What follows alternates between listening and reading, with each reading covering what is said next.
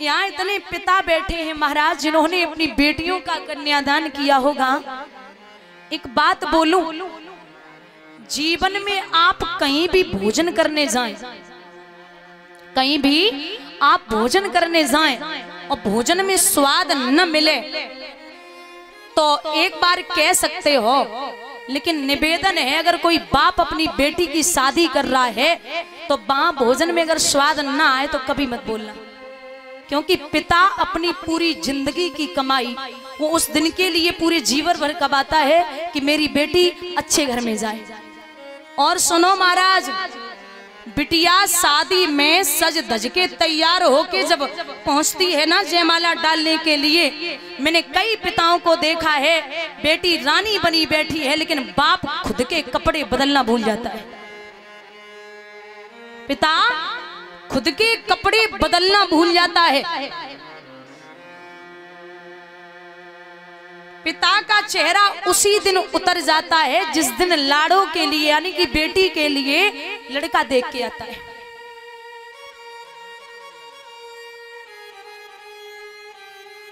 बेटी पूछती पापा कुछ ज्यादा मांग लिया क्या?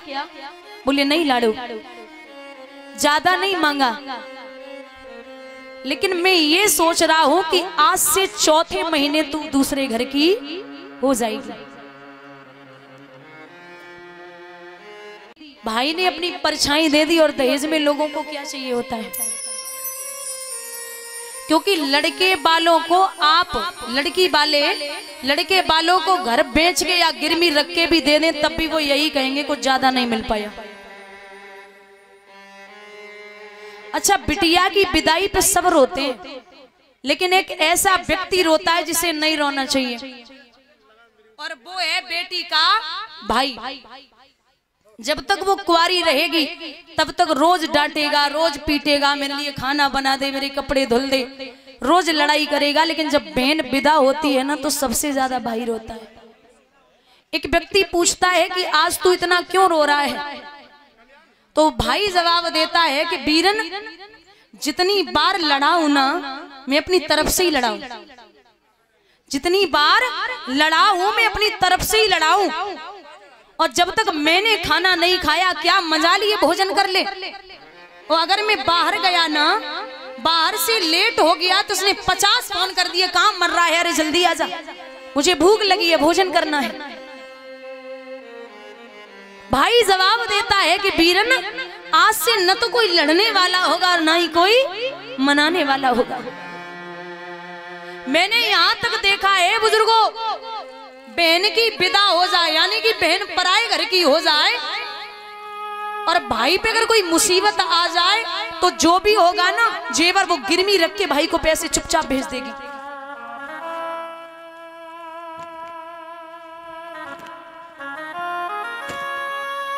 पिता,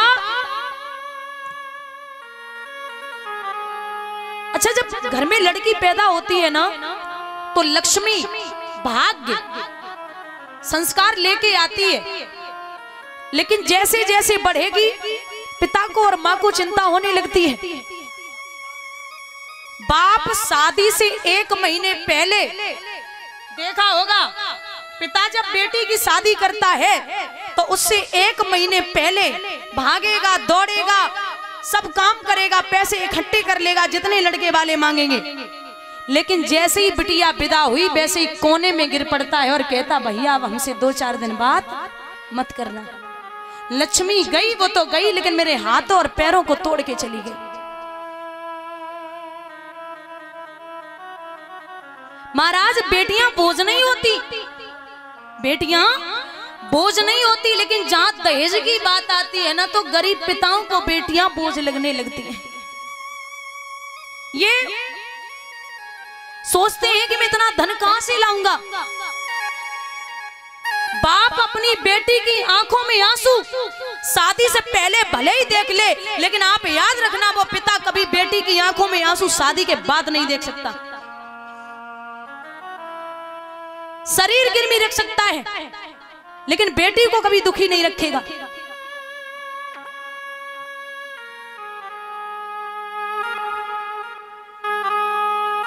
महाराज बिटिया अगर ससुराल में जाके कुछ अच्छा बना लेना तो सबसे पहले माँ को फोन करती है, मैया आज मैंने ये बनाया है। लेकिन माँ तू हमें रोज कहती थी कि सीख ले, पराई घर जाना है, लेकिन मैंने कभी नहीं सुनी, आज तेरी बड़ी याद आ रही है। महाराज एक बात याद रखना, बिटिया चाहे गरीब की हो और चाहे अमीर की हो, आप ये मत सोचना कि गरीब की बेटियां, इनके घर पैसा नहीं है, इनके बाप अच्छे से नहीं पालते। अरे बाप चाहे कितना भी गरीब हो, मैंने पहले भी बताया है कि बाप वो है, माँ कमर पे बिठाती है बच्चे को ताकि जहां तक माँ देख सके वहां तक बच्चा देखे, लेकिन पिता कंधों पर बिठाता है कि तू मुझे जहां तक दिखाई दे रहा है तू वहां तक नहीं देखेगा, उससे भी ज्यादा दूर देख सकता है।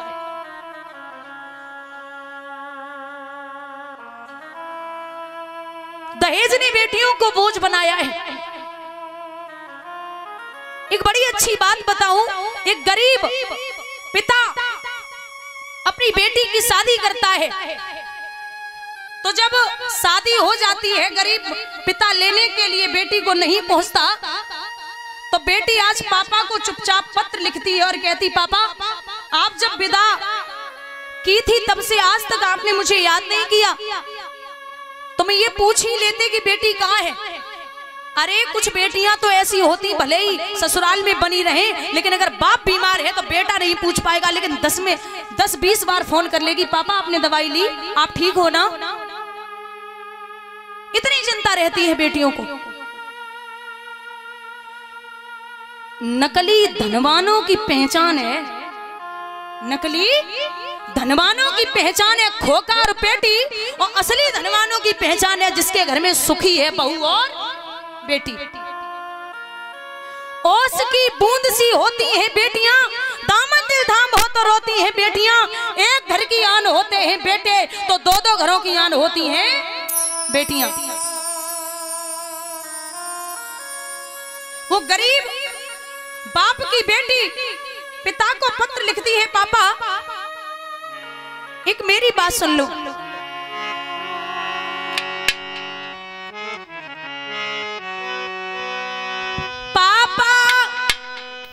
अपने खून से लिखी है चिट्ठिया, अपने ही खून से लिखी है चिट्ठिया, हो पापा मायके को तरसे तुम्हारी बुढ़िया, बबुला मायके को तरसे तुम्हारी बिटिया।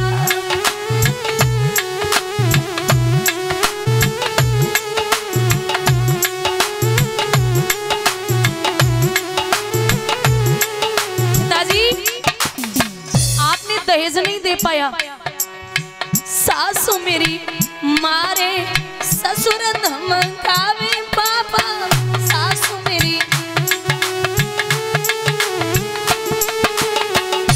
पापा ननद दिखावे तेल की कटिया, बबुला ननद दिखावे तेल की कटिया, बबुला मायके को तरसे तुम्हारी गुड़िया।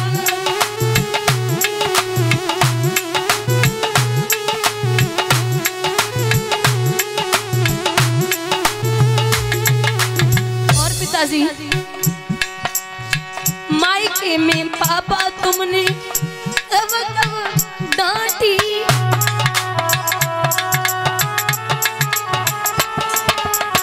अगर माँ डांट भी देती थी तो आप बोलते थे कि पराया धन है, इससे कुछ मत कहा करो।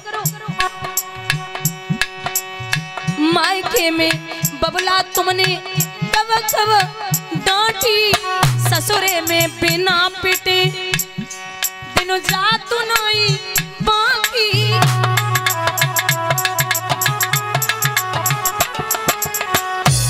बस थोड़े ही दिन न किए जा बिटिया, पापा थोड़े ही दिन न किए जा गुड़िया, बबुला मायके को तरसे तुम्हारी बिटिया।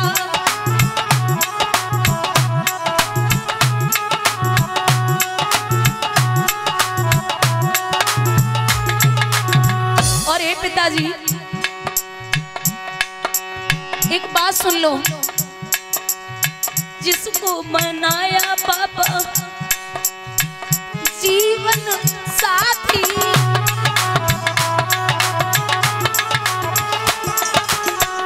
वही कहता है लगा ले तू फांसी।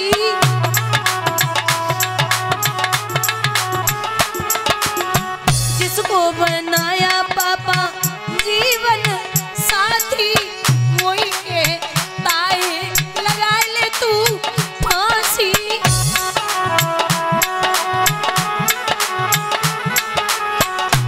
बबुला कैसी रहे तुम्हारी गुड़िया, पापा कैसी रहे तुम्हारी गुड़िया। बबुला मायके को तरसे तुम्हारी बिटिया।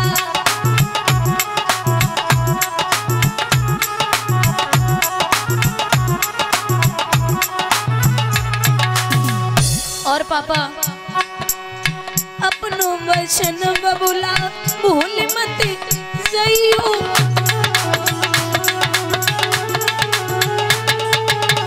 जल्दी से जल्दी लिवाई ले जइयो।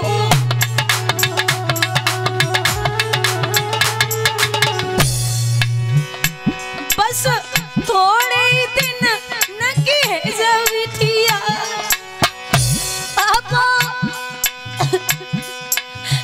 थोड़े ही दिन नकी है जविठिया। बबुला मायके को तरसे तुम्हारी गुड़िया।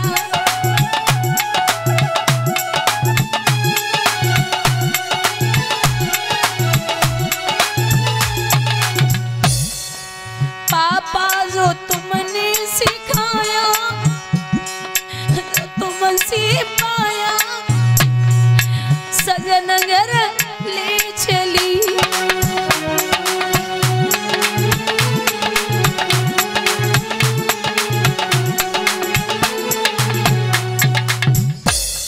महाराज समझदार होती है ना बेटियां, चाचा ताऊ में कितनी भी लड़ाई हो जाए, शादी के बाद बेटियां भले ही भाइयों भाइयों में यहाँ चाचा ताऊ पिताजी में झगड़ा हो जाए, लेकिन बेटियां कभी आन जान बंद नहीं करती, और करना भी नहीं चाहिए। आप पराई घर की हो, ये भाई भाई तो रोज लड़ेंगे और रोज इकट्ठे खाएंगे बैठ के, लेकिन आप पराई घर की हो, आप कभी भी ऐसी दुश्मनी मोल मत लेना। दादा कहते हैं कि राजा जनक दशरथ से एक बात कहते हैं कि हे संबंधी जी, आपसे मेरा निवेदन है कि यहाँ से मेरी बेटी को लेके जा रहे हो तो मेरी बेटी को बेटी के समान ही मानना। हमारी लाड़ो मेरी जान है। तो दशरथ जी की आंखों में आंसू आ गए और एक बात कही है कि कैसी बात करते हैं। अरे आप तो जानते हैं ना कि हमारा राम कितना संस्कारी है। हमारे यहाँ की रीति, हमारे यहाँ बहु बेटियों को एक समान माना जाता है। आप निश्चिंत रहिए। महाराज विदा किया। चारों भाई जब शादी करके आए हैं तो बाबा चौपाई में लिखते हैं कि रंग भूमि जबसी पगधारी, मोहे देख सकल नर नारी। वही चौपाई आती है कि मोहे नारी, नारी के रूपा और पन्न गारे है चरित अनुपा। पगधारी है भगवान श्री राम का नाम, जिनको देख के स्त्रियां मोहित हो गई,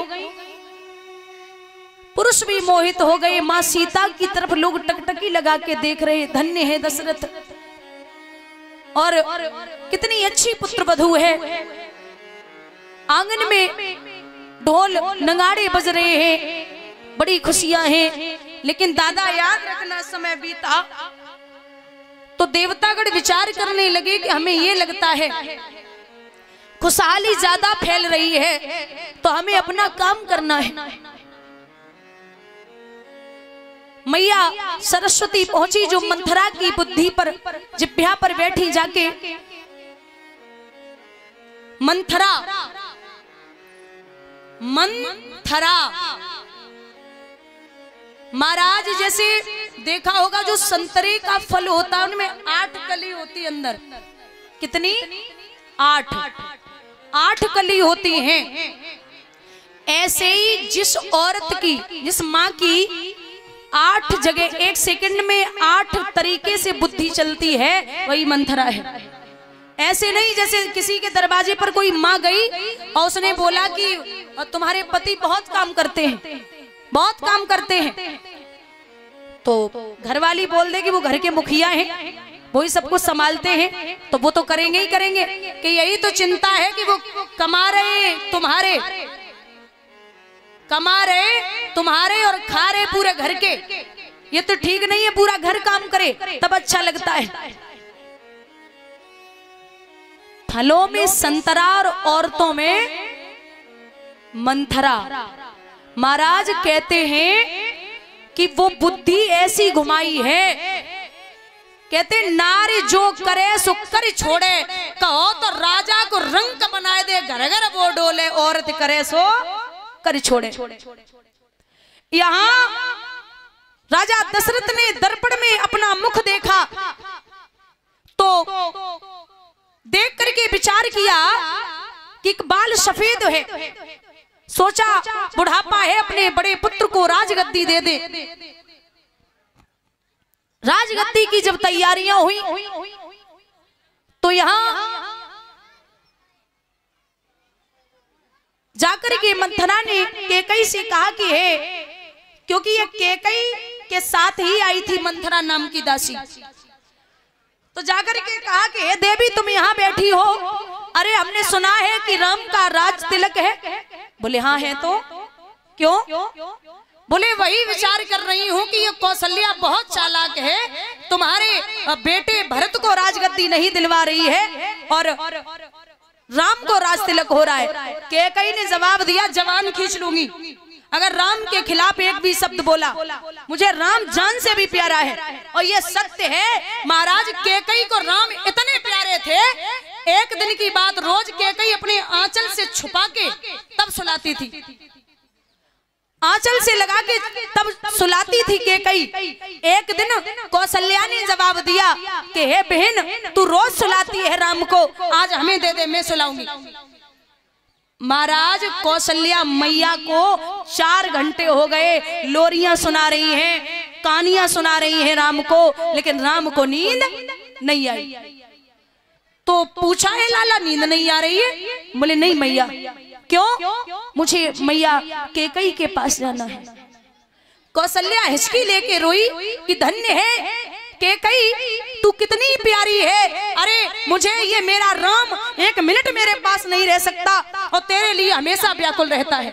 अकेले राम नहीं, 3-4 घंटे बाद जब मैया कैकेयी के पास कौशल्या वापस राम को लेके गई है बुजुर्गों, तो याद रखना घुटनों के बल मैया कैकेयी कमरे की ओट लेके बैठी, सिसकियां ले रही है। सिसकियों की आवाज जब कौशल्या के कानों में पहुंची तो बोली बहन कैकेयी क्या हुआ, नींद नहीं आ रही क्या? तो जवाब दियो कैकेयी ने कि बहना हमारी जान, हमारी आत्मा तो आपके पास है, हमें भला नींद कैसे आएगी? मुझे नींद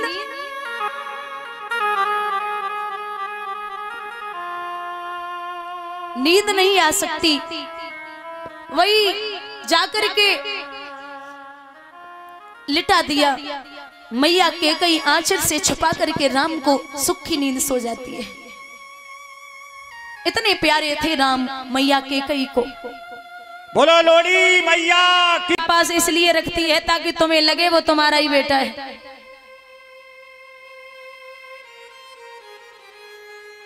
बहुत देर तक समझाती रही, अंत में कैकेयी को वो बात याद आई है कि मेरे राम ने हमसे कहा था कि हे मैया मैं यहाँ पृथ्वी पर भार कम करने आया हूँ, राक्षसों को मारने उद्धार करने आया हूँ, इसलिए तुझे वरदान मांगने हैं पिताजी से।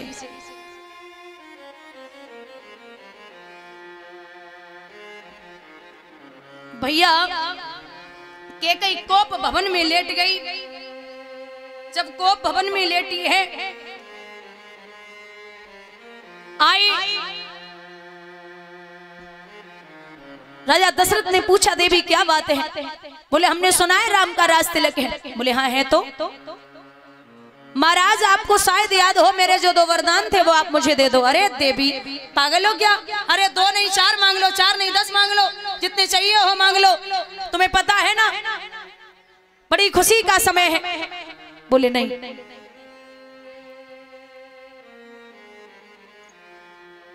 जवाब दिया 2 ही वरदान दे दो। बोले ले लो, ऐसे नहीं, चिकनी चुपड़ी बातें कहकर मुझ अबला को ना बहकाओ, यदि सच्चे हो तो रघुवंशी सौगंध राम की खा जाओ। राम की सौगंध खा जाइए। बोले हे राजा दशरथ मांग लो देवी, सौगंध खाता हूं, आप जो मांगोगी आपको वही मिलेगा।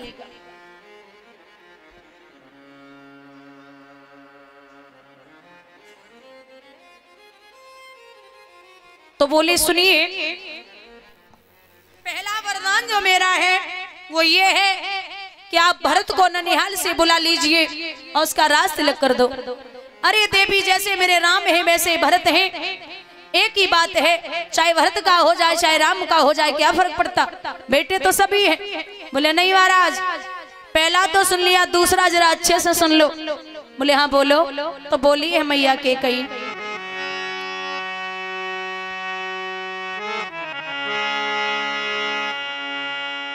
अरे तापस वेश और विशेष उदासी, 14 वर्ष राम बनवासी।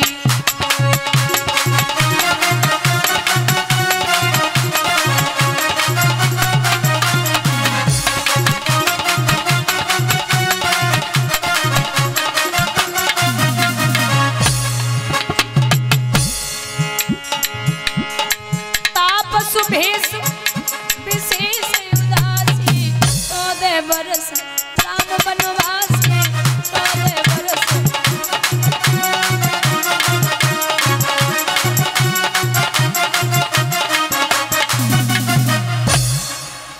मौका देख के नाचो करो, मने आए तो मने आए सो। अबे बैठ जाओ, हम भजन बोल दे तब नाच लेना है। अभी बैठ जाओ, थोड़ा सा हम भजन बोल देंगे वैसे ही नाच लेना। हाँ भैया ध्यान देना बुजुर्गों, तापस भेष विशेष। दादा तापस तपसी के भेष में विशेष, शेष नाम के अवतार लक्ष्मण, ये जरूर जाने चाहिए, क्योंकि दादा अगर लक्ष्मण बन के लिए न जाते तो मेघनाथ को मारने वाला कोई पैदा नहीं हुआ। मेघनाथ को वो ही मार सकता था जिसने 14 वर्षों तक अपनी पत्नी का मुख न देखा और जो सोया न हो। फिर शंका होती है कि 14 वर्षों का ही वनवास क्यों मांगा? 13 का मांग लेती, 18 का मांग लेती, 16 का मांग लेती। लेकिन महाराज रावण की मृत्यु के सिर्फ 14 वर्ष ही बाकी बचे थे। आई मौत छोड़े नहीं, रहो चाहे देश विदेश, और बिना मौत मरियो नहीं, चाहे बिचरो देश विदेश। मौत का समय जो निश्चित है वो उसी समय पर आएगी, और जिस समय मौत आ जाएगी वो घड़ी न टलने पाएगी। राजा दशरथ बेहोश हो गए। बोले देवी क्या मांग रही हो? होश आई हो तो जवाब दियो। अरे पगली, मेरी जान मांग लेती वो मुझे अच्छा लगता, मेरे मरने की दुआ कर लेती वो मैं बर्दाश्त कर लेता, लेकिन मेरा राम हमसे अलग होगा और बन के लिए जाएगा, कैसे रहेगा? कैकेयी ने जवाब दियो, सुनो महाराज। प्रात होत मुनि भेष धर, जो न राम बन जाए, मोर मरण और रस जरन नप सोचो मन माए।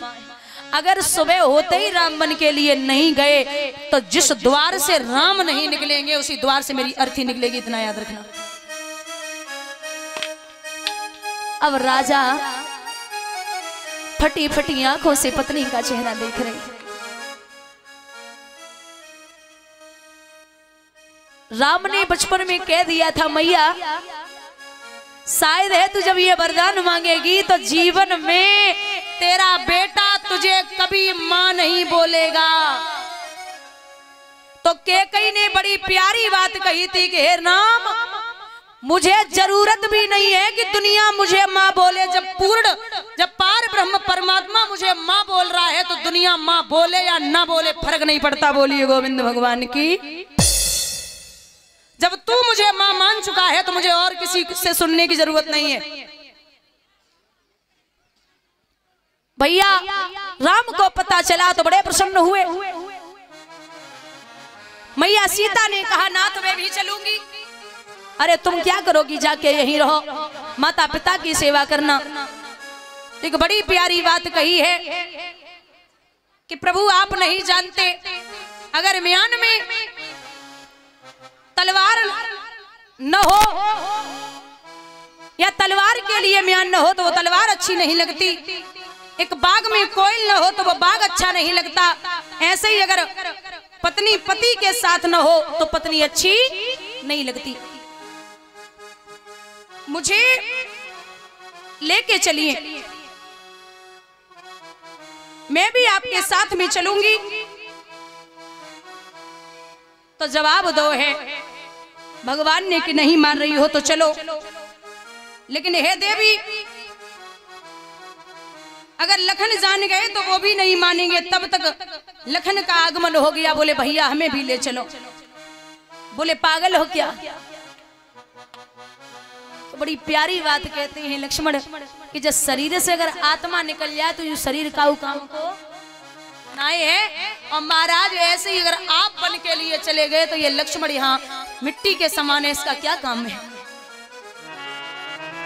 हाथियों दंत बिन ज्ञान जैसे संत बिन और कामिनियों कंठ बिन लागे छार सुनिए। हाथियों दंत बिन काम ज्ञान जैसे संत बिन और कामिनियों कंठ बिन लागे छार सुनिए। मंदिरों दीप बिन बाग जैसे कूप बिन और प्रजा एक भूप बिन लागे सुनी सुनी है। कायायो वस्त्र बिन सूरमायो शस्त्र बिन और माया एक पुत्र बिन लागे छार सुनी है। अरे कंठ बिन राग जैसे, कंठ बिन राग जैसे और ज्ञान बिन बैराग जैसे और तैसे नाम भजन बिन जदे सुनी सुनी है। लक्ष्मण बोले भैया शरीर से आत्मा निकल जाए तो जो शरीर का काम को ना है, लेके चलो हमें। नहीं मानोगे। बोले बिल्कुल नहीं। तीनों प्राणी जब महाराज तपस्वी वेश में निकले, अवध के लोग रो रहे हैं। बोले महाराज कहां जा रहे हो, मुझे छोड़ के मत जाइए। भगवान बोले आप चिंता ना करो, मैं 14 वर्षों के बाद वापस आऊंगा।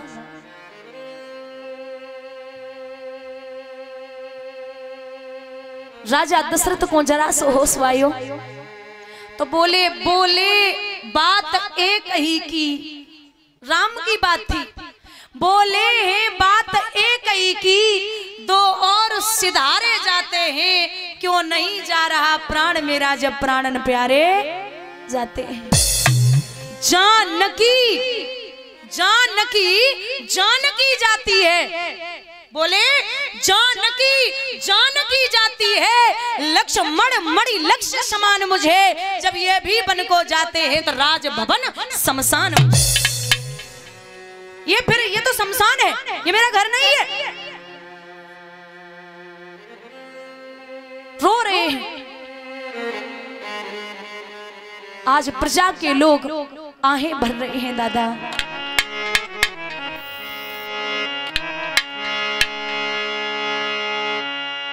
राम सीता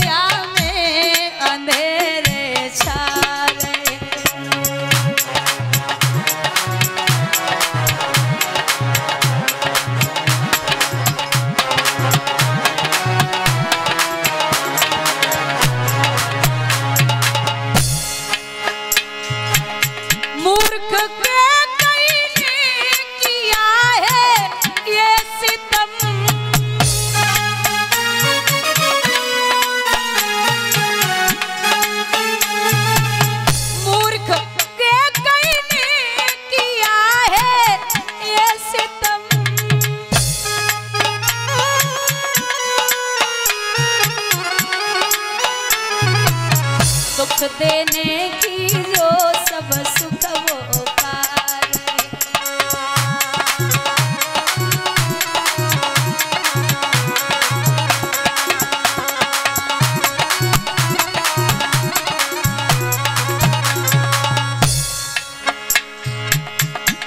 राजा दशरथ बोले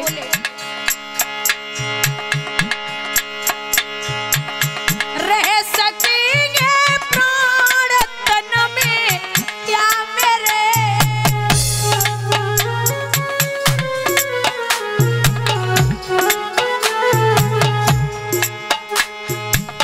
रह सकेंगे प्राण तन में क्या मेरे, अब तो प्राण भी ना मेरे जा रहे।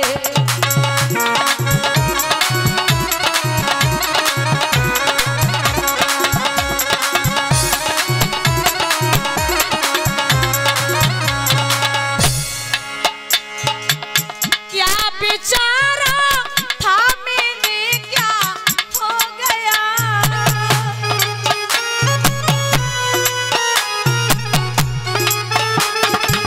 क्या बेचारा था मैंने क्या हो गया।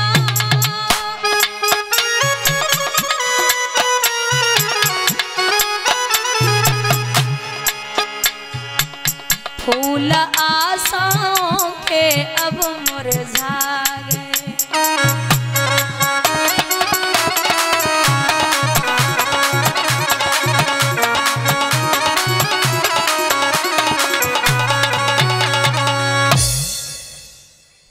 महाराज सुमंत जी छोड़ने के लिए चले।